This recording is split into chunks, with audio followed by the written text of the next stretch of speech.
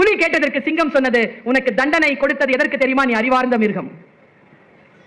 மனிதர்கள் கூட கணக்கு சிரமமான ஒரு சப்ஜெக்ட், அதை சூப்பரா பண்றவங்களுக்கு புலின்னு தான் பேரு. அவன் கணக்குல புலியும்பாங்க, வீரத்தில் அவன் சிங்கம் மாதிரின்னு சொல்ல மாட்டாங்க, அவன் புலி மாதிரியான வீரம் தான் சொல்லுவாங்க. நந்தி கலம்பகத்தில் கூட நந்திவர்மனுடைய வீரம் புலியிடம் சேர்ந்தது என்றுதான் எழுதுவார் ஆசிரியர். புலி வீரம், வீரத்திற்கு நீ பெயர் போனவன், உனக்கு ஏன் தண்டனை தெரியுமா? கழுதையோட ஆர்குமெண்ட் பண்ணல, அதுக்குதான்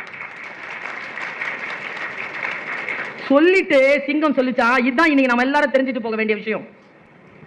கழுதைன்னு ஏன் தெரியுமா அதுக்கு பேர் வந்துச்சு? எந்த கழுதையும் எந்த அறிவுரையையும் ஏத்துக்காது. ரெண்டாவது பாயிண்ட், நான் எது சரின்னு நினைக்கிறோமோ அதை தான் செய்யும்.